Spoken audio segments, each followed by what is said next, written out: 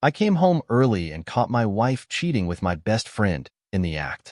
She begged not to kick her out, but I did this. My story. After reading your stories, it brought back all the heartache and anger that I went through at the end of my marriage. So I thought to write my story to give a glimmer of hope to you and to show you that everything turns out good at the end. I am 55 years old. My ex-wife is 52 years old. Married for 23 years. Together for 25. So a little background. I am from Alberta, Canada. Farm boy. Born and raised at my parents' dairy farm. I moved to Ontario to go to university and got a bachelor's degree in electrical engineering. After graduating, I went back to Alberta and started working in the oil patch and automation of big oil processing facilities and oil and gas drilling. Made good money, bought a house in the city. A coworker introduced me to my ex-wife. She is an accountant working at a big retail company in the finance department. We clicked immediately and started dating. We lived together for 2 years and married. During our time in Alberta, we had 2 kids. Boys. 19 months apart from each other. Around year 5 of our marriage, she got a promotion that required to move to the headquarters office in Ontario. So I resigned to my job, and we moved to Ontario. Rented and kept my house and bought a new house with my ex-wife there. Found a new job in automation and manufacturing facilities. She quickly rose through the ranks in the company she works for and now is a high-level manager in this company. We both make very good money and have a very good lifestyle. Frequent family vacations, new cars very often, and paid our house loan very fast. So basically no debt. We had a very social life. We knew a lot of people there from our university days and from her childhood. In 2016 is where everything went a crap. I got laid off my job, got diagnosed with diabetes, type 1, and got home early one day after running some errands to find out that my wife was having an affair with my best friend college roommate. I caught them in the act. He was in our friend's circle. He is tall and handsome, divorced for cheating, you know, the player type. She begged and said the usual stuff that they all say, that she loves me, that it was a mistake, that we can solve this and our marriage is the most important thing to her, blah blah blah. I didn't want to reconcile. Couldn't think of myself being a prison guard following her everywhere and looking for ghosts around my relationship. I do know my value. So I kicked her out of the house and started divorce proceedings. Called the kids that were at university at the time and told them what their mother did. This put a lot of strain in their relationship, which she claimed that was unnecessary and petty for my part. Called my so-called friends to tell them what happened, and most of them knew. One even told me that this affair has been going on for 3 years. I was oblivious, maybe because I was naive and trusted completely my then wife. After knowing this, I went no contact with my ex. Every communication came through my lawyer.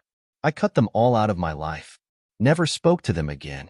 I got depressed, had rage issues, did not sleep, did not eat during that time. Was the worst pain I ever been in my life. Never want to go through that again. I sometimes still have nightmares about it. One day I realized that I could not keep being sorry for myself and started looking how to keep my mind occupied. Started jogging and exercising, started cooking as a hobby, started to learn how to play the guitar. Anything to keep my mind of remembering all the crap that I've been put through. Playing guitar was one of the things that helped me a lot.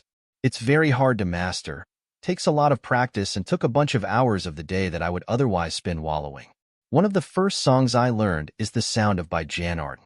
It is a song about recovery, and I truly recommend it. Another thing that helped me was buying a puppy dog, a Rottweiler. The breed that we used to have at the farm. My ex hates animals, so we didn't have one. Taking care of the puppy also allowed me to take things off my mind, and having it being dependent of me gave me a reason to keep going.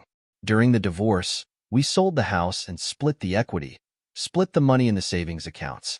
RSP's retirement did need to be divided since we both had the same amount saved. And after the divorce, I moved back to Alberta since I had a house here and started my consultant business, and I'm doing very well, even in this recession. Sold my house and bought one in Canmore at the foot of the Rockies and have the woods as my backyard. I'm not very good at social media, never cared for it. I do not even have a Facebook profile, so not following my wife was very easy, nor did I want to know what she was doing. In 2018, I went back to Ontario for my son's graduation and I met my ex there. She asked, since I was there visiting, if we could grab a cup of coffee someday and catch up. I just told her that in hell I would be in better company and then went to ignore her for the rest of the ceremony. Both of my sons moved here to Alberta, and they lived like 40 minutes away from me. This had to be a shock to my ex since Ontario is 4 hours away by plane and like 36 hours away by car, and that makes it very difficult for her to come and visit the kids. Not everything is as great as it sounds. I haven't been able to be in a relationship again. I have trust issues and decided that it isn't fair to my partner, so I stopped dating altogether. I am alone, but I don't feel lonely. I am very happy with my life, even if I don't have anybody to share it with.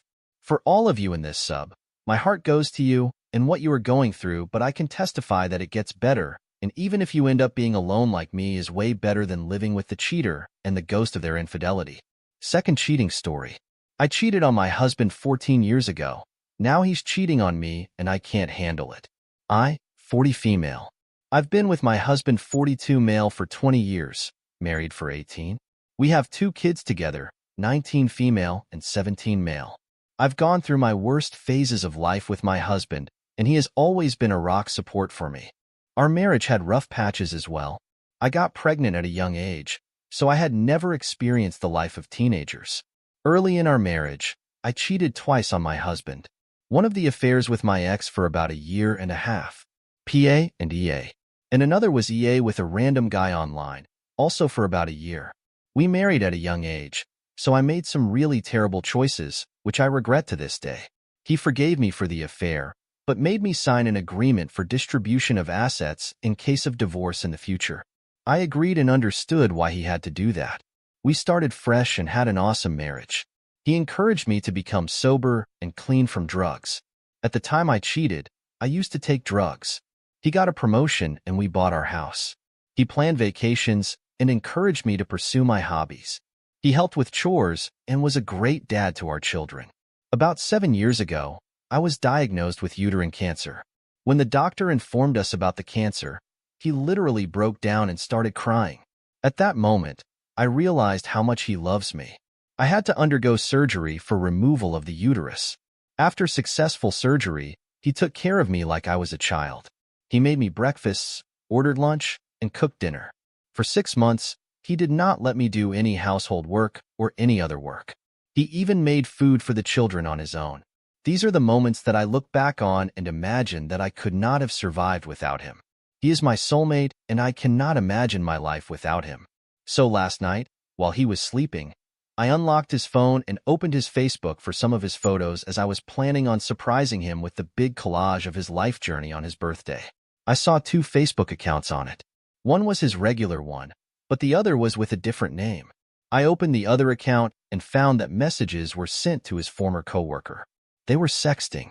I didn't read them, but screenshotted the entire thing and sent it to my phone, deleted the screenshots from his phone, and left his phone on his side.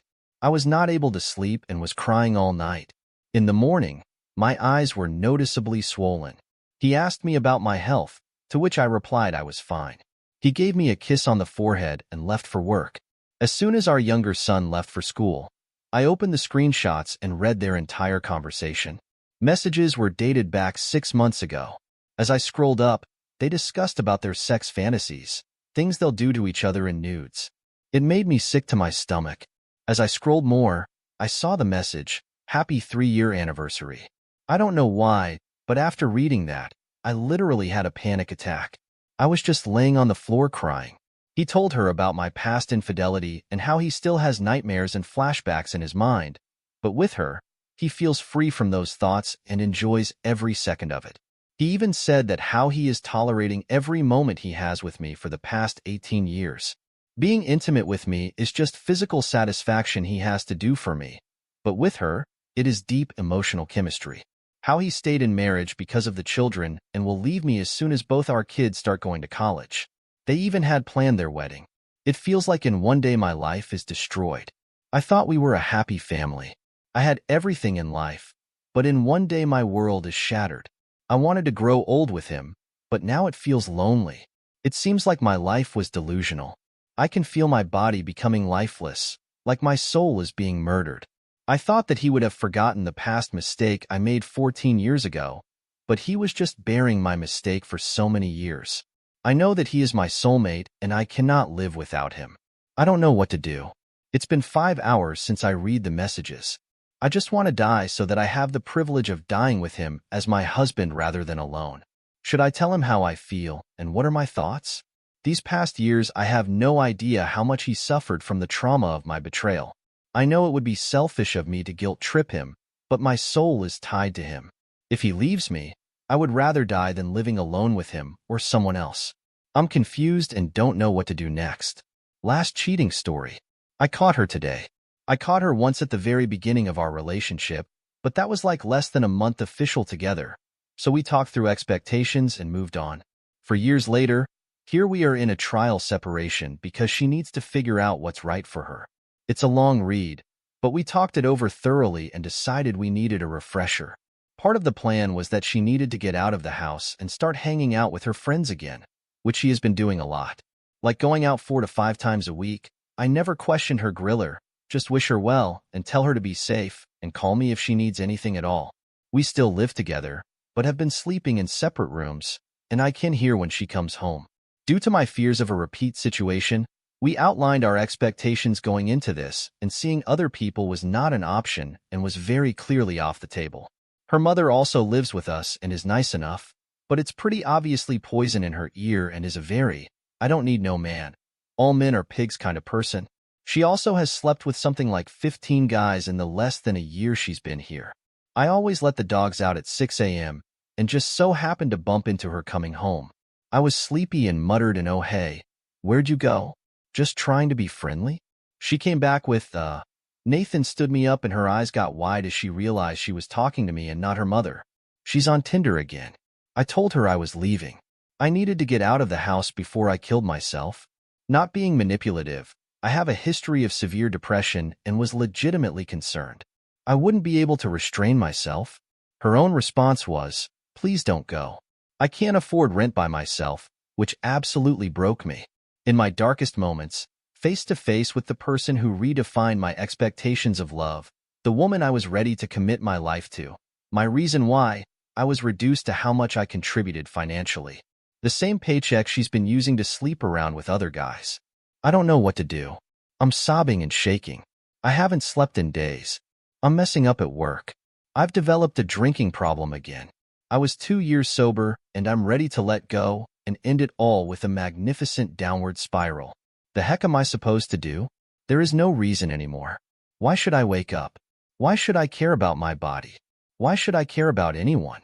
I have no friends, no family, and I mean none. I'm just naked, alone, and crying in an empty house. There is no bright side.